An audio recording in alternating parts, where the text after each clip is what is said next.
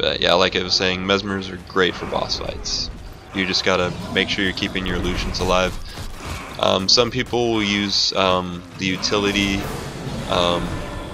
it's a signet that allows your illusions to have 20% more health, and then also the trait that gives them more health. So they have actually 40% more health. I'm not a fan of it just because I think they die quickly anyways. They maybe get 1 or 2 hits more, usually 2 at the most. So I think it's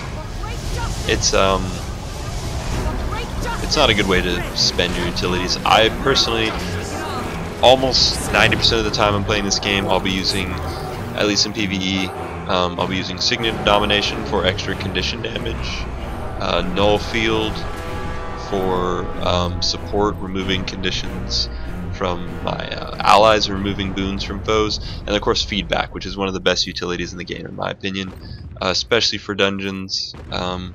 Not only do you get to deal damage with it, but it's protecting your allies from projectiles, so against those really strong mages and archers or rangers, yeah, it's a great skill. Time Warp, of course, is the skill that you just, if you have an elite, Time Warp's the way to go. Morph is really PvP oriented, and invisibility doesn't really increase DPS.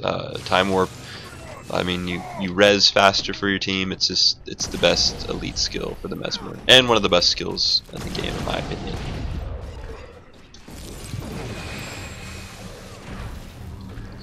Now I fought this champion before earlier today.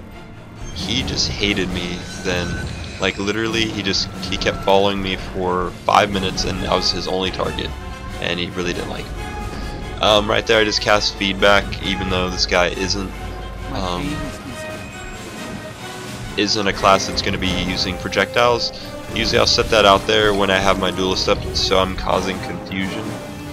But like I said, see, I have 3 illusions up right now, and if you can get all of them to be your best phantasms, in my case being the duelist and the warlock, you'll be doing a high amount of DPS. My only problem with the null fields, the null field skill, it's not really the skill itself, I guess. It's the fact that on this enemy, like in PvP, or you can see all the boons that are on your enemy, so you know exactly when you should use it. In PvE, all I see is that he has Defiant, and if I cast this null field on him, nothing. It doesn't affect that at all. I really wish that they made it so you can see all the boons on the enemy. Now, I don't know if there aren't supposed to be any, or if they just don't have the same boons, but it's really, okay, for 1 second. If you saw that confusion right there, when you have the duelist out, that's why he's one of my favorite illusions, and you have one of these glamour fields up that's an ethereal combo field, you'll be stacking confusion in addition to bleeding. So that's why I just love the duelist. With the crits you're causing bleeds, while you have one of those fields up you're causing confusion, and confusion is great, especially in PvP. I think it really needs some loving in PvE right now, just because if you notice, the bosses attack really slow in this game, like I was saying, so you only get oh, I should have rezzed that guy, but it's really kind of impossible in this situation. This guy will like 1 or 2 shot most characters. Let's see if I can get this one. Yeah, shattering for invincibility. Not much I can do though. But yeah, like I was saying, I think they really need to either make confusion based on how long a skill takes, in addition to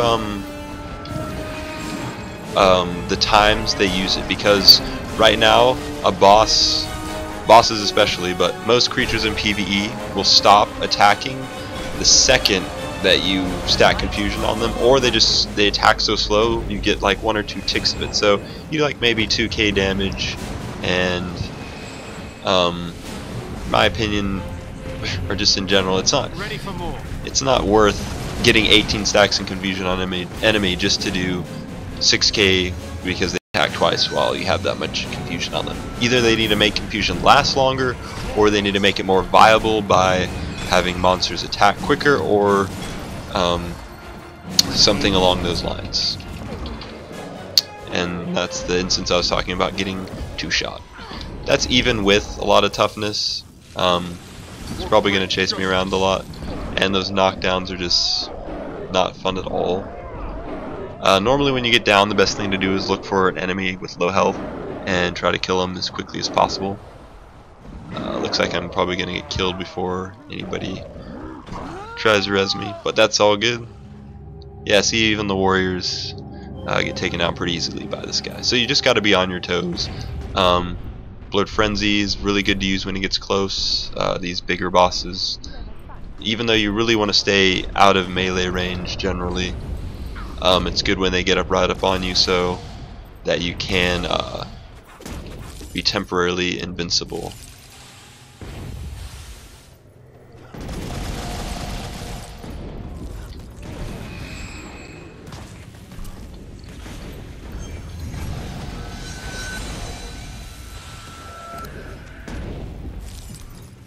I see a lot of warriors in PvE. Actually, currently it's the most played class in the game.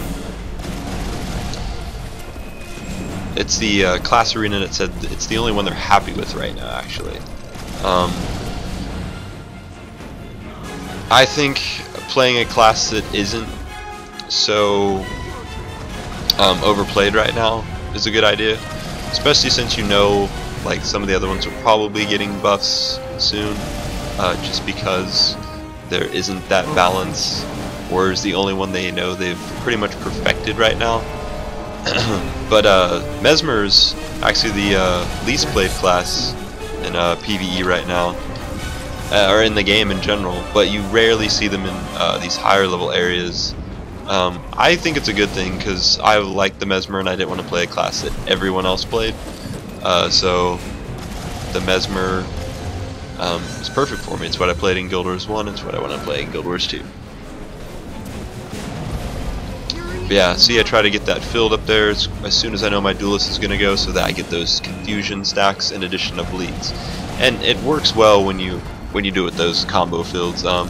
Just running a confusion build isn't as good, like I've said. It can be useful in massive mobs though, where you can AoE it. I have run that build. You basically trade into getting confusion to last longer, and then your shatters also have the same effect on you.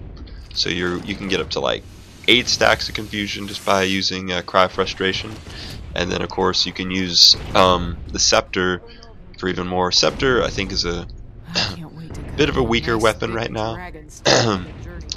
I'm hoping they update it. Originally, the Scepter in the beta weekends, the first ones, the Scepter would cause confusion on targets, but that needed to be nerfed. It was too OP. But as you see here, a lot of people say how weak the Mesmer is in fights. I'm pretty easily owning, just beating regular mobs there without having to take any damage to my health. That's even with damaged armor. So Mesmers aren't as weak as people are saying they are. It's definitely a momentum class though. Like, warriors are strong in their bursts. They can just output a lot of damage without needing a lot to build up a lot of momentum. Mesmers are the opposite. They have to have their best illusions out, and that takes time. You gotta summon them, you gotta set them up. So that's why a lot of people think they're weaker. But just for these dynamic events, you can't rely on illusions for damage. You have to, like I said, either strong AoE. Mesmers really don't have good AoE, so Chaos Storm is a good choice, or the Berserker with the Greatsword. I prefer Chaos Storm. And then of course Sword because it affects multiple targets. So that's typically what I'm using. I don't know if I'll be making any more PvE Mesmer videos or not. If I get trolled a lot or told I make crappy videos, probably not for a while.